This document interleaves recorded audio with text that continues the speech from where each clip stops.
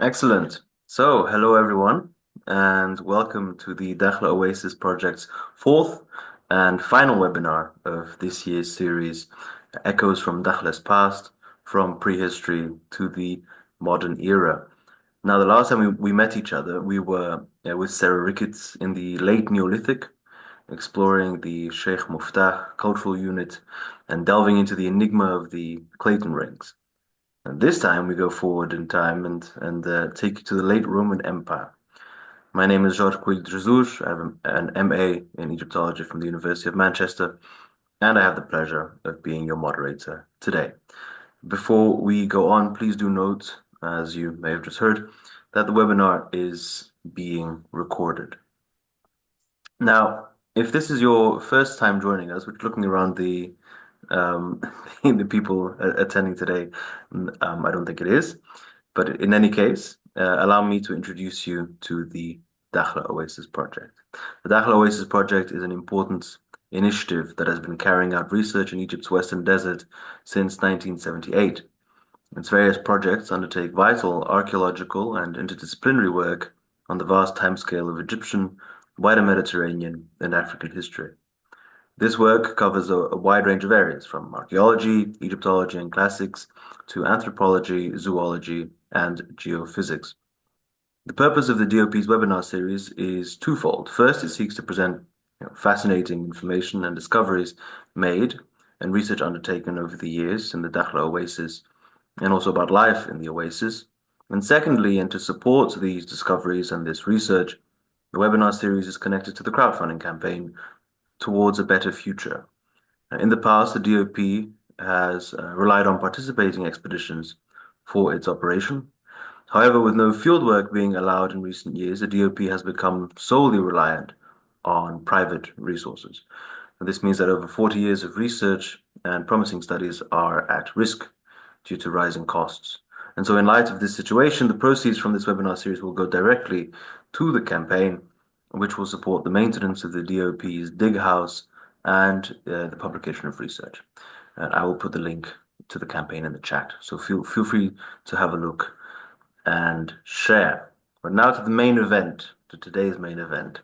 So for this final installment of our series, we will take you back in time to the Roman Empire to look at the late Roman military deployments to the Western Desert at a time of fascinating change across the Mediterranean world. And who better to talk to us about this than Paul Kucera? Now, Paul Kucera is an Australian-based researcher with interests in Roman Egypt and the Roman army in the Western Desert.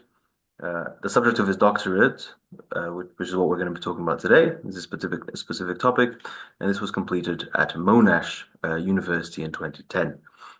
He currently works as a heritage advisor and GIS specialist in Melbourne, Australia. While in Egypt, Paul's work is primarily associated with the Qasr Dakhla project, of which he is currently the director.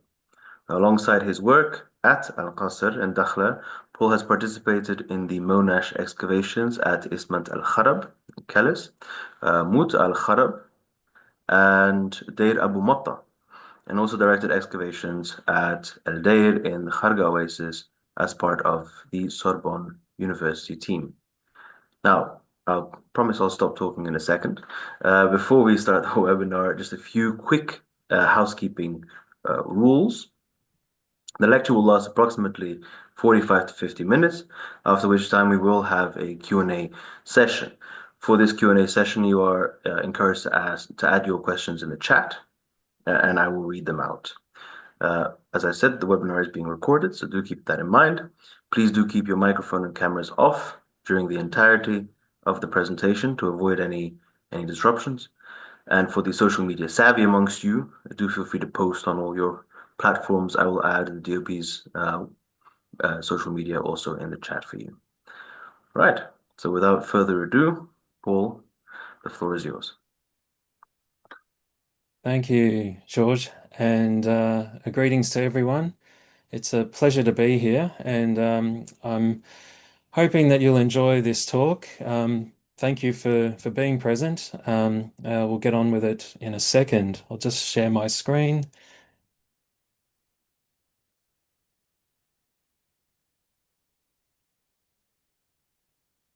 So hopefully that's coming through okay now. Okay. As the introduction sort of gave, my area of interest is the Roman army or Roman military and its placement out in the Western Desert. And that's broadly across the late third into the fourth and following fifth century that focus is sort of based on. Just to sort of familiarize some of the locations that might get mentioned, I did mention Baharia in that, I think in the abstract and also in the title, which is the oasis sort of further to the north of where Dukla and Karga are. And this is all west of the Nile Valley, of course. Most of my focus will actually be on Dukla and Karga, where my research was really sort of centered. And for Baharia, there is some information, but it's a little bit less than, say, what we have for the other two oases. In history, they were known as the Great Oasis or the Oasis Thebaid because of its connection and link to the Thebaid in the southern part of Egypt.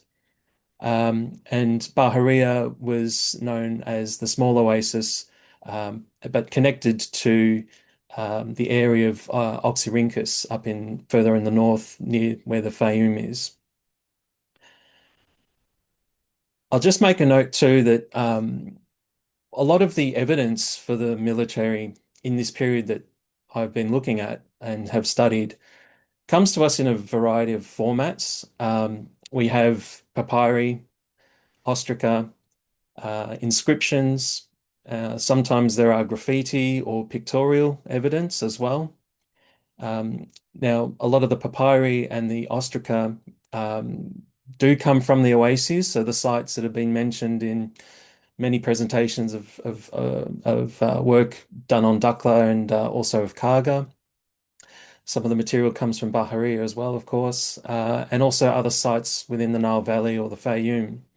And so there's quite a pool of information that we can glean a lot about the Roman military presence in this part of the world.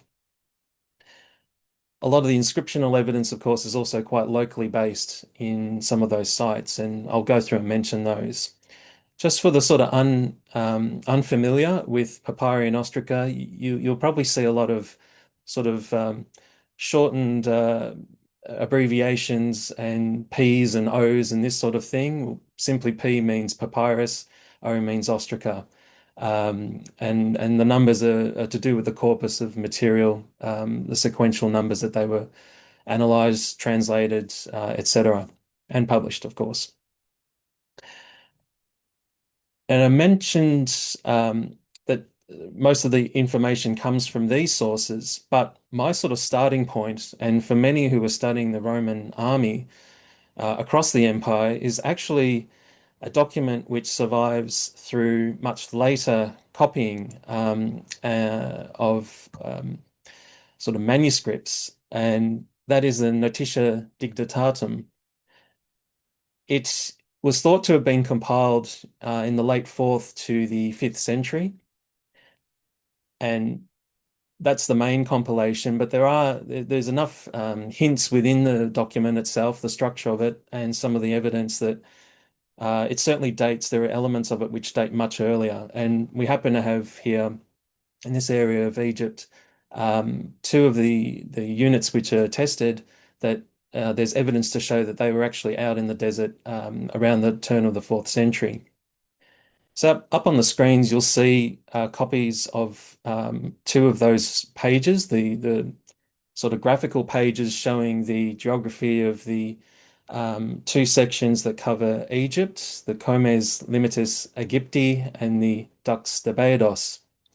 I've got there circled in what is the Great Oasis depicted and also the Small Oasis. And then on the subsequent pages, you have the lists of the units which are placed there. It's not just the military units of the Roman Empire that are listed, but it sort of gives an overall of the civil and military commanders throughout all the provinces.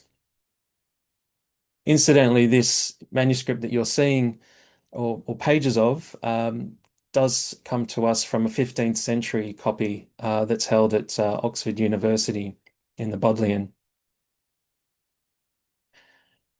Looking now at the deployments, and I've simply brought the lists across to a more easily readable format.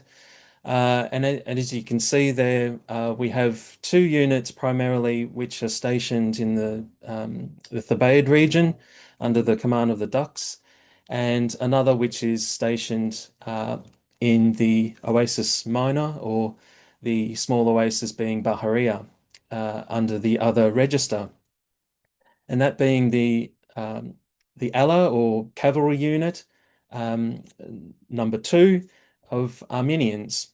Uh, on the other side, we have the Ala Prima or first unit of Abascorum and the Ala Prima Quadorum in the Great Oasis.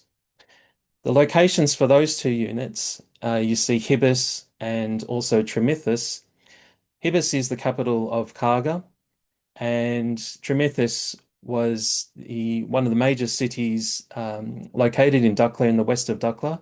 And I'm sure for those of you familiar, it's only 2 kilometers away from the site Al Qasr, which I'll mention a couple of times, where we do have evidence of a Roman fort there. There are a couple of other mentions or names of units listed in the notitia that do sometimes grab our attention as well. But primarily, these are the three that we know definitely relate to these locations in the oases.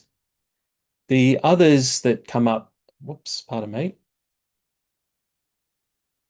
the Alla Secunda Assyriorum and the Cohors Scutata Civiorum Romanorum at Muthus. It's always a bit of a tongue twister. The reason why these are a bit questionable is if they were actually Oasis deployments, is that Sostius, there are numerous locations with this name up around the Fayum, and there's a possibility of reading it as being Sobthus, which was the capital of Bahariya Oasis. But a few things don't quite gel so easily, and it's a bit problematic to definitely ascribe it as being an Oasis deployment. That said, if it was, it could well have been somewhere in the south of the Oasis, whereas the main unit would have been closer to actual Sobthus in Bahariya. For Dukla and for Duckland specifically, sorry, Moot, of course, is known as Mothus in the past. And again, you can probably see the correlation there that Mutheos could be interpreted as Mothus. However, looking at the general structure and passage, if I can term it that, of the Notitia, it aligns more closely with the Antonine Itinerary, which is a earlier document that sort of passes through along a lot of roads through key cities throughout the Roman Empire. And in succession of places, there is a Matthias that situates exactly where this particular entry is, that situates much better in the Nile Valley, and following that itinerary than it does with the location of Moot. It's not to rule out that Moot definitely had soldiers present, just that we don't know exactly what unit they may have been deployed at there. And in all likelihood, it was probably part of the unit of Quadi. Just to dig a little bit more deeper now into the Notitia and what has been described by quite a well-known professor in studying the Notitia, Peter Brennan from up in Sydney. He likens it to a strategy or a circuit, an oasis circuit specifically, that's embedded in the Dux de Bados. And up there on the screen, you can see again with the number of locations in the Nile Valley, which are represented in the notitia. The sort of yellow um, arrows are basically pointing the direction in which that itinerary does follow, which goes north to south along the east of the Nile and then returns up the west side. But the way that the oases are built into it, indicated by the red arrows, is that they follow a little skirt out into the western desert, out to the Great Oasis, and then clearly back to a location which is just situated a bit further north of Hermopolis, the great city there in the Nile Valley. And wrapped around that in particular, um, which seems to play a part of how the deployments may have formed a strategy, as you can see there, is that there are two units of dromedary that sort of start at that departure point from the Nile Valley heading to Karga. And then after the Oasis of Dakhla, it returns to the Nile Valley and to a location which again has another unit of dromedary there. The dromedary were key for policing, patrolling the desert roads, and they no doubt also would have, those units, at least stationed in the Nile Valley, would have also been out in the Eastern Desert at times as well. But in particular for the Western Desert, there seems to be some sort of special connection here with the Oasis. And we do sort of catch glimpses of dromedary in some of the documents. They're mentioned here and there, which I'll show up a bit later. And a secondary element to this possible strategy could have been a little bit of a later installment, let's say, in terms of unit deployments that is represented in the notitia, but we know probably doesn't quite, it certainly comes in a bit later than when these units are already sort of in the list. And that is two units of specialized Kune. These are the Mori and just a more generalized horse-mounted unit of Scutari. So these are very specialized units. There's only two of them, and the two of them happen to be located, again, very close to where this Oasis circuit seems to be in place, at the two locations of Hermopolis and at Lycopolis, Lycopolis being modern day Asyut.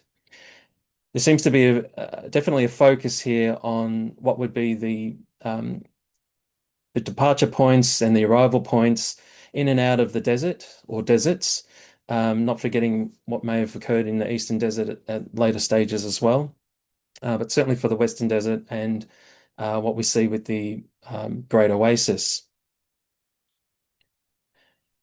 Before I go a little bit further, I just wanted to then introduce a couple of the main locations that have actual large fortifications and that appear to be related to the deployments when they at least appear out in the Western Desert. So up on the screen, we first visit Karga Oasis, and there you see a picture or number of pictures of Al Dair. It's quite a remarkable example of a late Roman fort, about 50 to 58 or so meters squared internally. Quite substantial walls, and they're entirely built with mud brick. In this case, the parapets are still accessible, and it's quite amazing to be able to stand up there and peer down and across the landscape. Much like soldiers would have once upon a time. It's certainly one of the better preserved of these types of forts.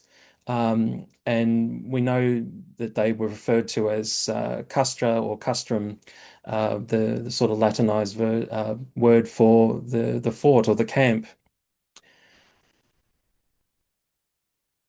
In Bahari Oasis, there's an almost identical fort located not very far from the ancient capital at Karat al Tub. Now, both of these forts, as well as Al Qasr, which I'll get onto in a minute, have had varying degrees of excavation. With Karat al Tub, there's a lot of really important dating information, as you can see by the somewhat piecemeal version of a dedicatory inscription. So this would have been placed with a Latin inscription above basically the entranceway or the main gateway into the fort. And from that, there's enough to piece together that it's a Diocletianic installation primarily. So it's dating to the end or last quarter of the third century, and more specifically around 288 of the Common Era. And this ties in with a lot of other fortifications and a fortification program that this emperor or these two co-emperors were putting in place throughout Egypt. And it's quite interesting that the oases, at least in the Western Desert, having quite similar or near identical sort of structures. And through the excavations, we can certainly also be confident in saying that they are also being built around or having been built around a similar time towards the end of the third century, that they're quite early on in that program. The program itself went for about 20, 25 years, so into the first few years of the fourth century. But at least the earliest of these forts are appearing in quite important sort of locations out in the desert or up around the Delta region, sort of pushing towards the area of Sinai.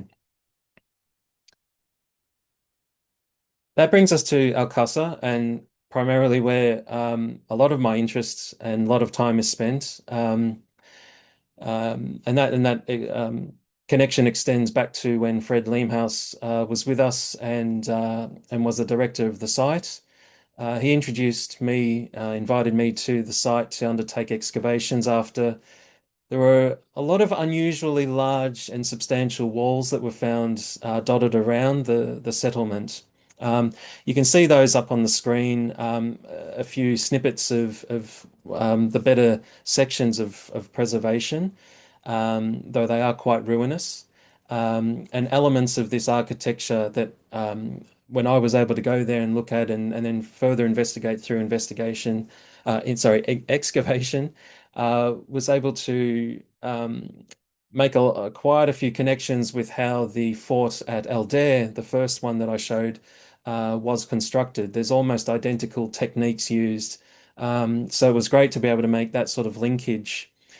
More importantly, also through our sort of survey of the settlement and also excavation, we're able to confirm as best as possible what an internal sort of area would have been. And again, it puts us very close to how, in terms of size, how those other two forts, were constructed in terms of surface area. We're lacking a lot in the way of sort of the external parts of the wall at Al Qasr. However, there's at least one, possibly two areas where we do appear to have parts of those rounded towers that you would have seen in the first example as well. So these three sites are what I would consider the main camps for the military units. Um, there are others which I'll make a few mentions on, but essentially these would be the primary sort of headquarters that we would tie in with the deployments as we know them from the notitia as well as some of the other documentary evidence. Now, some of the other forts are much smaller in size. A lot of them, as you can see from this slide, are located in the north of Karga Oasis. Some are almost like more like towers with smaller, not really functional towers as such, but more like to give the appearance of a sort of a fortification. And others which do expand on that size a little bit more, roughly about though the quarter of the size of, say, an Eldair type fort. A lot of these are located in areas where there are key roads and transitional passages between Karga to the Nile Valley, and also across that sort of northern area of Karga across to Dakhla Oasis. Aside from smaller forts and aside from the larger forts, we do know that soldiers were in other locations and probably occupying spaces such as temples, possibly some of the churches. At least there is an indication of that in Karga Oasis further in the south. There may well other be smaller forts that are yet to really sort of be positively identified, and had any sort of excavation work to be able to confirm that as well. But by and large, what you've just seen there is sort of the main sort of grouping of forts that we do have, and where a lot of the soldiers and uh, particularly where the units would have been focusing most of or much of their time. Now, if I can jump back to two of the units, as I mentioned a bit earlier, that also give us an indication that these units were definitely present much earlier than when the notitia was sort of last compiled or last edited, I should say. And that's the Quadi and the Abazgi units in the Great Oasis. So what you're seeing now up on screen is one of two documents that place those units out in Dukla and out in Karga. As I said quite early on, just at the sort of turn of the fourth century. The first document that's up on screen gives us that confirmation that the unit of Abazgi were stationed in Hibis or the Hibbite Nome. So again, in connection with the capital of Karga. And I would make the deduction that their actual station was the fort of Al Dair. But there are other structures around Karga city, especially the Karga temple, Nadura temple, other locations that could have easily have been utilized by the forces out there for sort of the activities that they were undertaking. Incidentally, in the south of Karga, the temple of Dush, that was not necessarily converted into a fort as such, at least as it would appear, but somewhat of a large magazine. And we know that there was definitely military activity down in that part, probably in connection with some commercial activities, as I'll also go into. Just to mention briefly the Abuzgi, so we know that they relate to men who were recruited from quite some distance away. We're talking here the area of modern day Abkhazia, roughly, which puts it out around the sort of Caucasus area, the country of Georgia, etc. It's quite a distance, of course, to be brought initially from those parts of the Roman world to a far-flung place, a desert of all places in Egypt. But from what we understand, that at least is how the first recruits probably would have shaped the unit. The Quadi, on the other hand, probably from the area that's most closely, say, connected with the Czech Republic, or more specifically Moravia. And they were close allies of the Marcomanni, so one of these Germanic tribes that gave Rome quite a bit of trouble over well, centuries, in fact. Um, the Quadi were closely related in terms of their, I guess, their interactions and so forth with the Marcomanni. And again, we have another unit of men recruited from parts of the empire that are quite far flung from where they ended up and did service.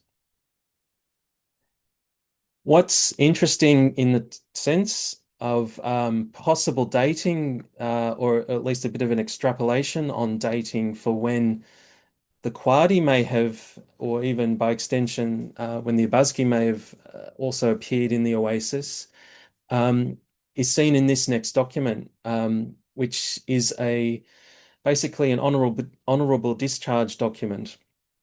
And again, as you can see highlighted, we have the quadorum mentioned.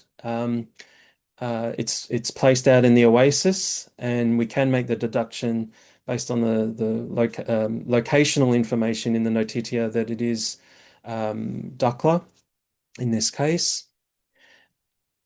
What this is, I guess the reason why this is particularly interesting in terms of trying to extrapolate possibly when the unit really first appeared is the very nature of the um, sorry, the word escapes me for a second. Uh, of the it's completely gone.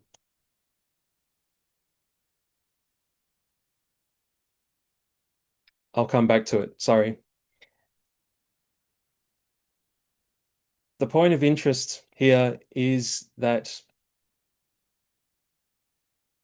if a soldier is, say, entering the army as an auxiliary from one of these far-flung areas, and if their length of service is about 20 to 25 years, um, it becomes quite interesting in terms of this document, mainly because of when it is dated, being around the turn of the 4th century.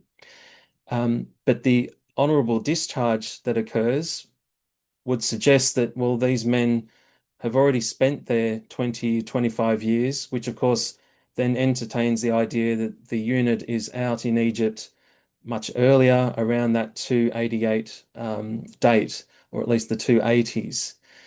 That's somewhat supported by the presence of a unit of Marcomanni, who were also recruited into the army. They were stationed elsewhere in Egypt, but the fact that they're also appearing in Egypt around a similar time sort of helps that argument a little bit.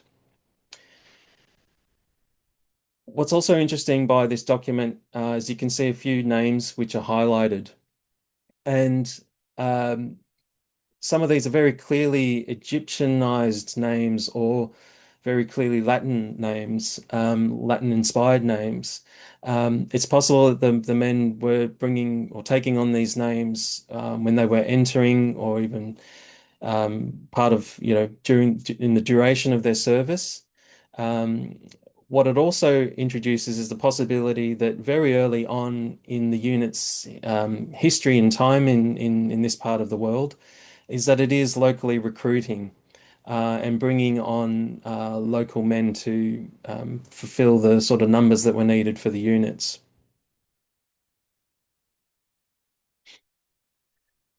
Moving on to some other information that we can glean from the documents, and most of it is papyri and ostraca in this case.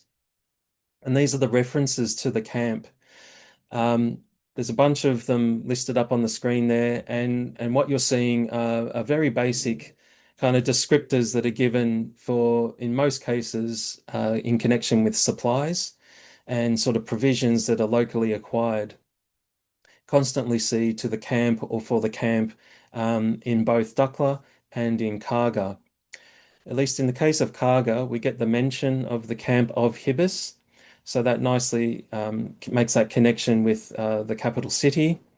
And in Dukla, it's a bit more broad, but we could say that it is um, likely to be the camp, the main camp at Trimithis, nearby Haida. And in support of that is a dipinto that comes from that site, Amheda. This is a small sort of scribbling on a wall left by none other than the camp commander or leading man of the camp, Flavius Apollonius, sorry. This was found a few years ago on one of the walls there, and very nicely makes that connection, not only of an officer of the camp, but the camp is named, and in this inscription, it's Trimithis, so it's the nearby settlement of what then became Alcassa, and where that fort installation was established.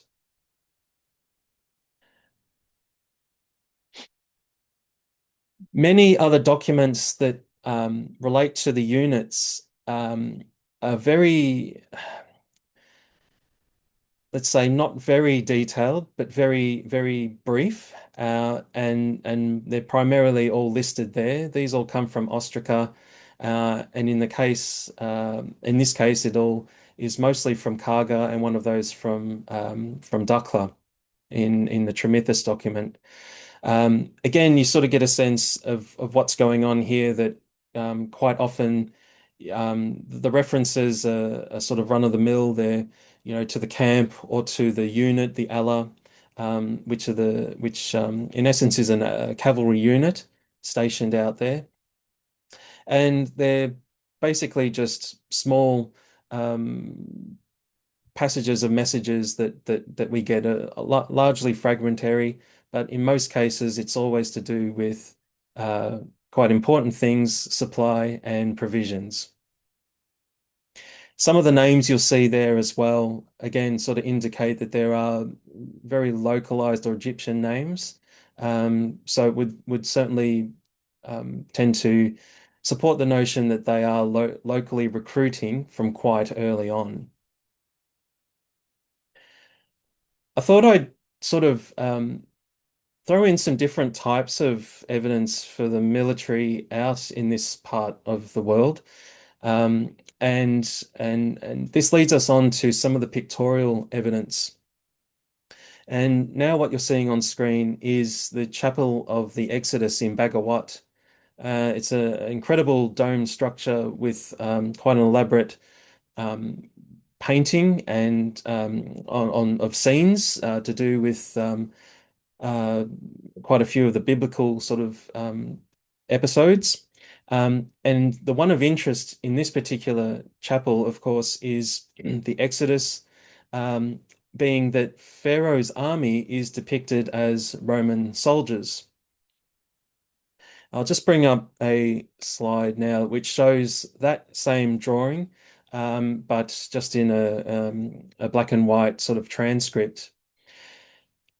They're clearly late Roman soldiers. So it sort of makes one wonder if the artist was well, no doubt was quite aware of what the soldiers would have appeared like. They were very much visibly present throughout society. There are also other similar traditions like this in other parts of the Near East, at Dura Europos, for example.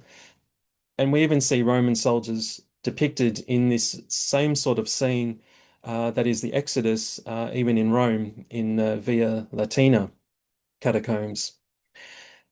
What's very interesting for us here in the Kaga example is the amount of sort of detail that one can see there, so much so that you can definitely make out certain officer types or certain types of soldiers, the ones who are mounted on horses, the infantry as well, of course, down to some of the specifics of what sort of armor or equipment that they were wearing or carrying. And I'll just bring in a couple of well, some of these are reenactors, modern day reenactors who go out and do their thing in late Roman gear. Um, the central image there is an example of actually an ancient depiction of a soldier of this sort of time, an infantryman. And we can see a lot of connections with how those that are depicted in the Kaga example come across. A very interesting other element of this is the Draco standard, which is that um, uh, head of a dragon that you see up in the top left as a standard, and that's carried by the horsemen in the first sort of part of that procession. This is a very clearly late Roman addition to a lot of military units. They adopt this as their standard and utilize it, especially by the cavalrymen. We've also got elements of shields, cloaks with their insignia in the with the horsemen at the sort of rear end, who are incidentally labeled as Pharaoh. These are quite elaborate sort of appearances that these men would have been giving as they moved throughout the oasis and through society. One other group that's of interest as well here, and possibly depicted in some of those soldiers in the Chapel of the Exodus, are cataphractari. These are again a later sort of development. More and more we see them in the late Roman units. They have a sort of an origin in the Near East or Middle East, and these are the soldiers who are on horseback, typically a mixture of sort of moderate to heavy armor that they wore, and even down to their horses. And what's of interest for us is that at Callus, at Ishman el Karab, um, I can't show the actual depictions, but I can comment that there are two depictions of horses which appear to be very similar to other depictions of this type of soldier. And what I'm referring to here is that sort of cross-hatching that you see across the animal. It's clearly a tradition that signals this type of soldier who's present in the oasis. It may have even been drawn by one of those such soldiers. We know it occurs quite late in Callus's history, probably post some of the abandonment even. So many questions come out of that. But also put in perspective, this is what these sorts of soldiers would have appeared like, to people out and about and in the villages where they were present. There's quite a bit of information about the ranks, the sort of functions of soldiers that we get out, certainly in Karga and Dukla. I won't go into all of this list because it's quite extensive. But it just goes to show that there's quite a few levels of the military organization who were present in some of the documents and connected with the oases. A lot of them would have been physically present, of course, whilst others may have been in reference to connections with the Nile Valley units, which I'll also get into. I mentioned earlier a bit about the recruitment, and certainly later on that is happening from some of the douche material. We get names and we get quite clearly men labeled as the son of so and so, or we get these people called castrenses or reference to castrenses, which are literally born of the camp. So the sons of some of the soldiers are also working their way into what their fathers did. And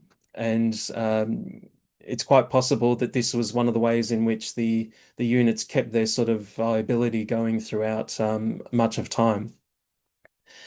Another point of interest is that early on in the fourth century, a list of men which clearly indicates a unit in the area of Karga, the capital of Karga at Hibis. A lot of the names there again suggest that you have locally recruited men. I've touched upon some of the interregional connections that do get mentioned, and as you can see on the screen there, there's quite a few that are spread throughout parts of the Nile Valley, and these are men who are attested in the oases through those documents of Ostraca, mainly, and some of what their presence may indicate is probably connected to some of the activities that they were undertaking. One of those activities was nicely illustrated in this document that comes actually from the Fayoum, and it's in reference to the camp or the unit which is actually out in Baharia, stationed there at the late fourth and turn of the fifth century. Is that in response to a request, a plea, let's say from a priest on behalf of someone else to sort of sway the commanders from not putting someone, to certain tasks. they clearly come back and say, well, look, we do not necessarily keep the men all the time in the camp, but they're out and about, in the villages and in the countryside, and pass their time in agraria. Um, that connects us with duties such as policing, um, public transportation, known as cursus publicus, and agraria also connected with some sort of generalized surveillance of the countryside, sort of keeping an eye on roads and this sort of thing. There's quite a few documents that mention stationari, and these are officers or soldiers, I should say, who are performing a specialized role where they're sort of acting as localized policemen. And documents from Callus mention stationarius a couple of times, and at least in one occasion, is very clearly a connection with some sort of legal process through a magistrate, and that is to try and apprehend people. We also have them mentioned at Trimithis. In terms of Angariae, which is a slightly different service from the other Angaria that I mentioned, and this is a sort of a heavy transportation service, probably connected with Curtius Publicus. Um, and what's interesting there is that we get horse archers mentioned um, as possible men who are performing roles as, say, escorts for these types of activities. And they're coming from some of them from the detachments which are stationed in the upper part of Egypt, in the Thebaid region. So it raises lots of questions as to, well, what is being transported that requires these sorts of men as escorts. But so far, that's all we have to work with at the moment, is that we've simply got the mentions and the context in which, the loose context in which they're possibly serving. An interesting inscription that came to light not too long ago and was published in one of the Dakhla Oasis Project monographs, translated by Andrew Connor at Monash, is this one. And this is a very simple statement, but we learn of an armatura. And this type of soldier was specialized in weapons training, sort of known as a drill sergeant of sorts. And so that raises the possibility that there's training or some drills that are going on in parts of the oasis. The location of this is not far from Callus, sort of in between Callus and the capital Moot. I've mentioned, of course, that supplies and provisions are very much a big part of the evidence that we have for soldiers and what they seem to be doing, acquiring it or it being sent to the Allah, to the unit, or to the camp simply, and that's reflected in quite a few of the documents which I've got listed there. Um, the only footnote to that is that we sometimes see civilian officials called epimelite also being involved in acquiring and part and parcel of the provisioning of the soldiers in their units. To some other tasks that we know that the units would have been involved in. And for this, we draw upon some of the other evidence from further afield. So there's a letter there which comes from the Abenaeus archive, and Abenaeus was a commander of the Fort Dionysus on the edge of the Fayoum. Um, and here we have tax collecting, we have customs related duties represented in some of the documents.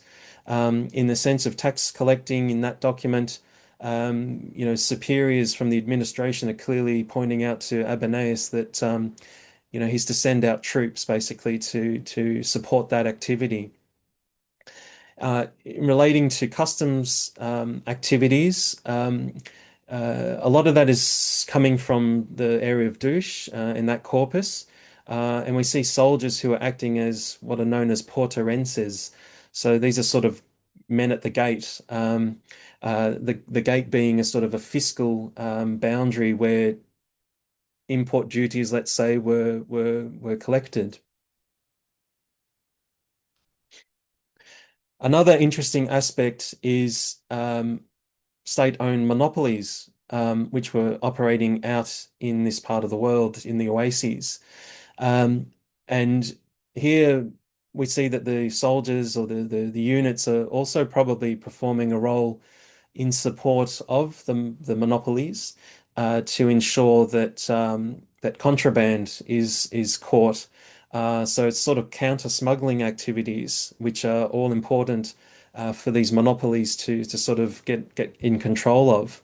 The one that's up on screen there is again from the Abenaeus archive.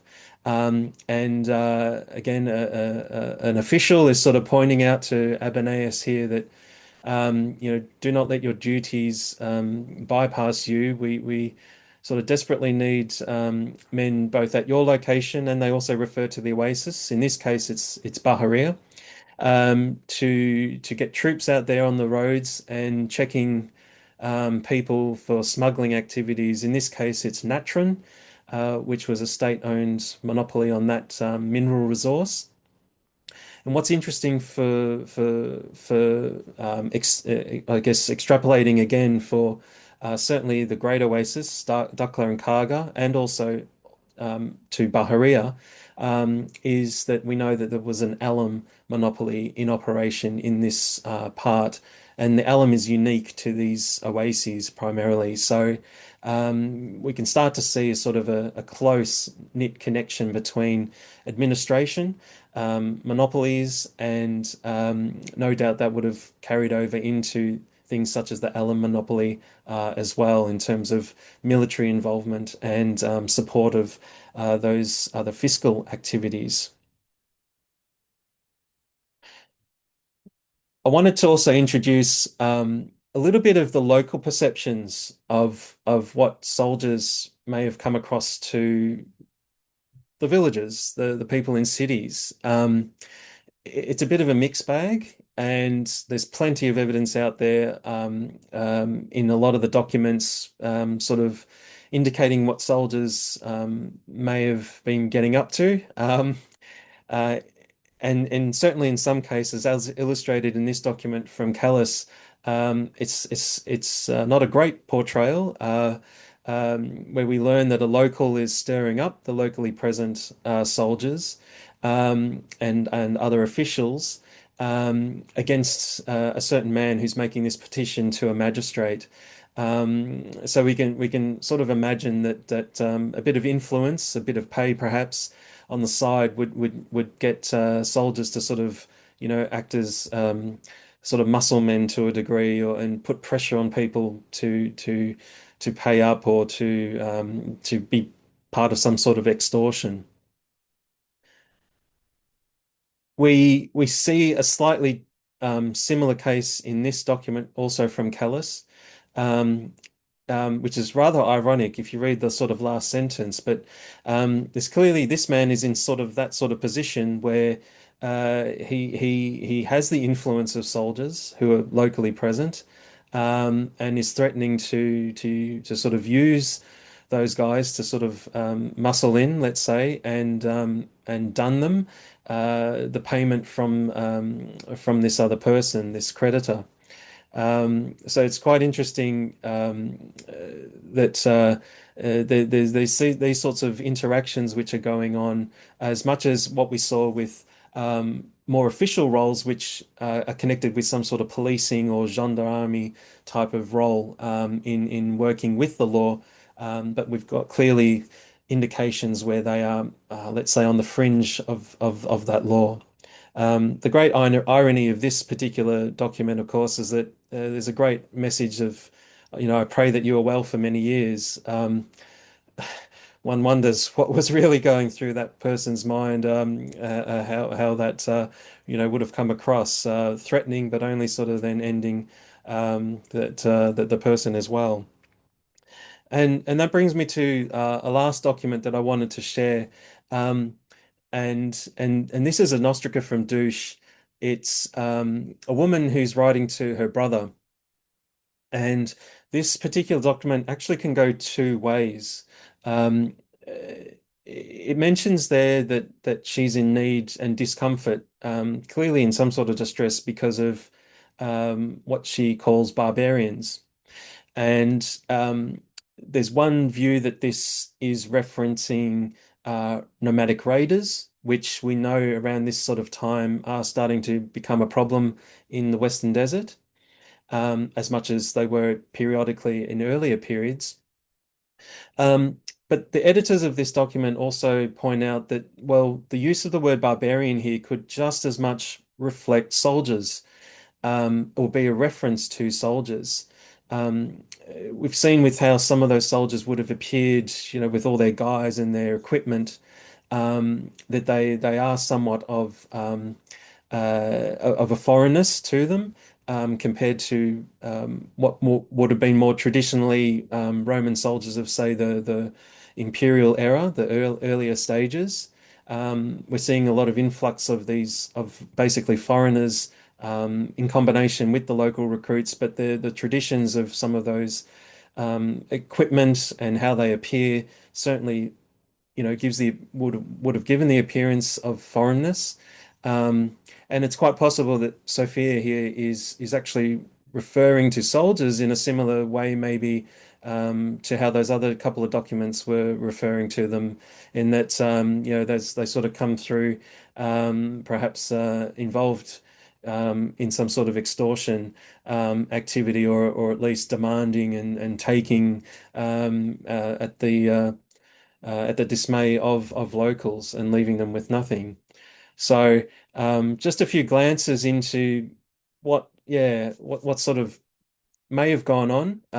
Again, this one is a bit of a 50-50, but I think it sort of nicely puts that, just to the level of, we not only know that these types of soldiers were present out in the oases, but we do certainly know that they were very much integrating, entangled with local populations, and part and parcel of their sort of daily life. I think I've gone over time now, and I do apologize for that. But I do want to say thank you. It's quite an honor to be speaking about this topic, and I hope you've all enjoyed it. So, might throw back to you now, Georges. Thank you, Paul, for that really great lecture. I have to say, I think one of my favorite parts mu must be that letter where they threaten and then follow the threat by I pray you are well for many years, which I think Yeah. is brilliant. One of these brilliant things that have come down to us. No, that was really great. Thank you very much, Paul, for that amazing lecture. If anybody has questions, please do place them in the chat. Now is the time to do it. I have a couple of questions. Are there any positive interactions, let's say, between soldiers and the local population? Um, so beyond their official duties and beyond the extortion that they were obviously involved in. Yeah, that's a great question. It's it's it's probably hard to pinpoint one or two documents in particular. I am aware of documents that come from, again, the Fayum region, where we see that soldiers are very much engaged in local sort of business deals, commerce. So there's clearly a benefit to locals if they're buying, animals, or buying things that locals are producing.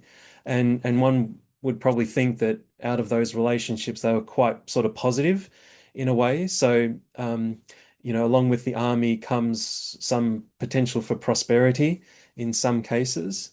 But for Duckler and Karga so far, I'm not aware of any that really put a positive spin or light on, say, what they were getting up to. Okay, fair enough. Thank you. So we have a few questions coming in, which is nice. I'll start with a question, and I'll just read one at a time, and then you can respond to them individually. So the first question is from Jen Lavris Makovic. I hope I pronounced that correctly. Um, And Jen says, I'm intrigued by the soldiers passing their time in the agraria. I'm currently finishing up my PhD, for which I've conducted remote sensing in Kharga to identify the Qanats throughout the oasis from both historic and modern satellite imagery. Uh, I know that the units deployed to the oasis were expanding the earlier Persian Ptolemaic Qanats and also charged with building new ones. So I'm sure that this is also included in that passing time, and possibly with the recruitment of locals for labor. So the question is, have you found any reference to that, or which specific units were involved in any of the documents? Oh, that's a great question, Jen. Thank you. Certainly, activities like that are likely. And in terms of Karga, the most likely group or unit could be a mixture of, say, that cohort of Diphilus, which was shown up on the screen, or any other such unit that was brought together with say men in that way. It doesn't rule out that the Abascorum unit was also involved in these sorts of extension activities. Um, there, I don't know of a specific document off the top of my head that really refers to a unit or soldiers as being a workforce as such. There are some that do come from the Eastern Desert, a little bit earlier, admittedly, but they sort of hint at soldiers performing these sorts of roles.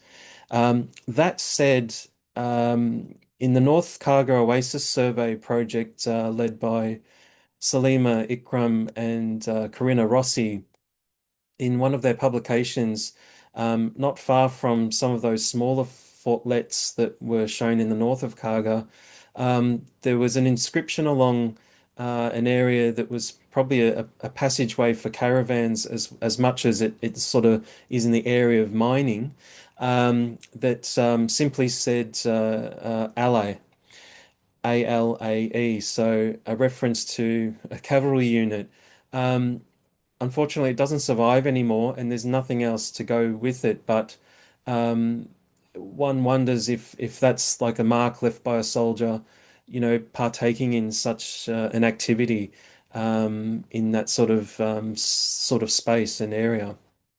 I hope that sort of addresses most of your question. Again, apologies, I can't think of a particular document off the top of my head, though, that really pinpoints, say, a working party conducting these sorts of activities. Awesome. We have another question from Antonio Willis. Is there any information on the use of these Roman forts after the 7th century Islamic conquest and indeed earlier during the transition from Rome to Byzantium? These are great questions. Thanks, Antonia. In the case of Casa, certainly we have evidence of continued use. Um, I can't say it's necessarily a Roman army occupation that's persisting all the way through, but throughout the 5th, 6th into the 7th century, and then of course further on beyond that, we know that that fort became the center of the township. We also know that it was visible in medieval Islamic sort of period, where it was identifiable as a fort. It's quite possible that it did function as a stronghold for, be it those that sort of come after. And here I would introduce a name of the Lawata, the Berbers, who do take control of parts of the Western Desert, and they seem to center themselves in places like Bahariya, in Siwa, in certainly in Dakhla as well. Um, so there's at least that in the case of Kasa. The large fort Karadal Tube, there is ceramic material that clearly indicates there's activity going on into the 10th century. What the nature of the activity, though, is again hard to really put a finger on, but it would suggest that there's possibly some reuse of that space well and truly after the sort of the quote unquote the Romans have left. And at Elder as well, I do know of some material which is pushing sort of a later date into these sorts of later centuries. But a lot of our investigations there are still a bit early in terms of what it can say about those particular later phases. The point I'd make is that unlike Kassa, Karadotub and Elder didn't really evolve into much more than being those forts as structures, whereas Alcázar took on a whole new life at some point, and really the fort became consumed by later buildings and built over, etc. Great. We have another question by from John O'Carroll. What led and facilitated the abandonment, and were retired Roman soldiers granted farmlands? Thanks, John. Um, that's a really difficult question to answer. I've tried to grapple with that, as have many other of the team from Duckler in their various areas of interest and research.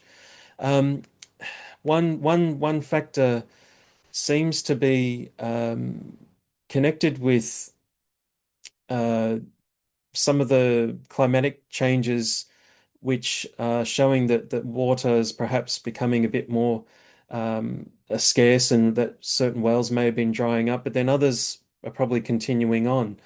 So it's a bit hit and miss, but there have been some studies in Bahariya in that context showing that there are some pressures, at least in terms of environment, and what that may have meant for some of the populations, over some time may have made things difficult. We can never rule out that nomadic raiders are also adding a pressure to these borderlands, these border regions. Um, and they become certainly a bit more of a problem for those in charge of Egypt into these sort of fifth and sixth centuries and seventh centuries, for instance, where we are seeing more literature by not only papyri but also by sort of ecclesiastical groups that are mentioning that so and so are raiding and mentioning that the oasis or the location is hit again by sort of bandits or desert raiders. That's got to be up there with a possible um, factor.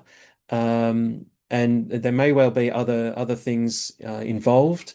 Um, it's really difficult to put one particular answer on it, though, and others will no doubt probably comment the same, and also have different ideas as well as to what was sort of leading to abandonment.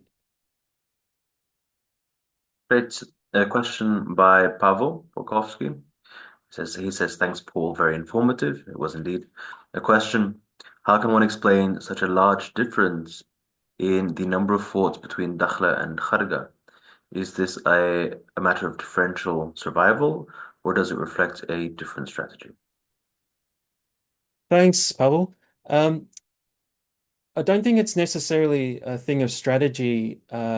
What we see with some of the smaller forts in the north of Kaga, and very recently, Corinna Rossi and some of her team have discussed this, um, is that the location of those forts are very important to controlling the road traffic across that north part of Kaga, and in connection with areas that were being mined. and possibly related to industries such as alum monopoly that would have been of interest to um, those particular elements of the administration. Um, in cases like Dakla, well, there are similar mining activities going on, but they're very close to the fort at Kucera, so it may not have needed other, say, smaller structures like that. Um, there's probably some difference in just the sort of nature of the oases as well, and that degree of remoteness that you do get in parts of Karga that are not quite always there with the way that Dakhla is, um, centered around certainly the major townships.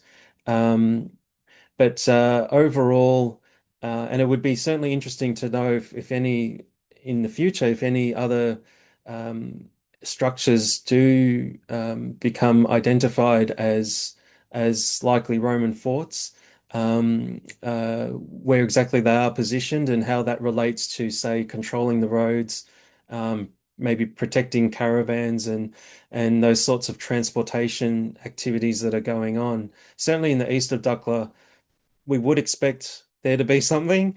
And I keep my fingers crossed one day that there may be something that shows up there. And in the case of Central Dukla, Moot, the temple there is a perfect candidate for being a stronghold of sorts. I mean that I said that the Roman fort of Aldair had thick walls and the others, but the Temple of Moot was another almost two times thicker in terms of what that could have offered as a a stronghold. And so hopefully over time we'll get to learn a lot more from that location as well. Thank you. And one last question, because given the time, um, from Antonio Willis, is there evidence for Mithraism at Dakhla? The good question. Off the top of my head, I can't recall.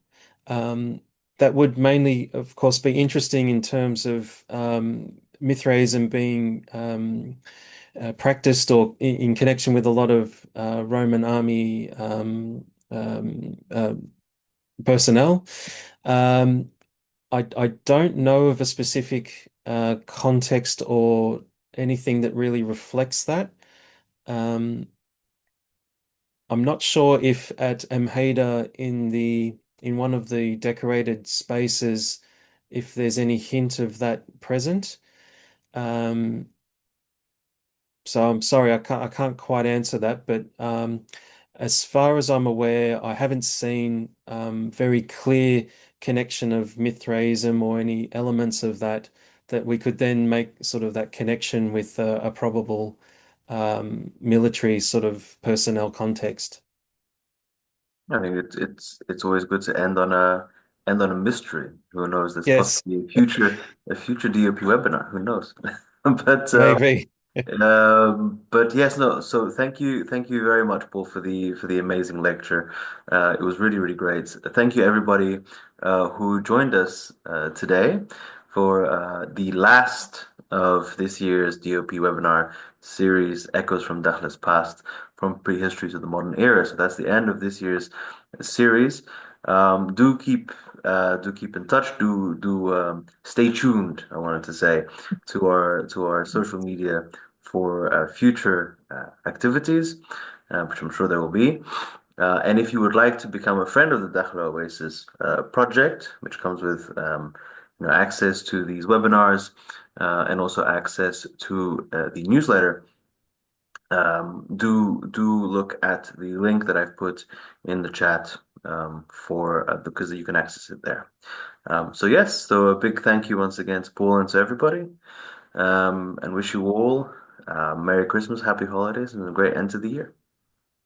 Thank you very much. Thank you. Bye bye. Thank you, everyone. Thank you. Bye bye.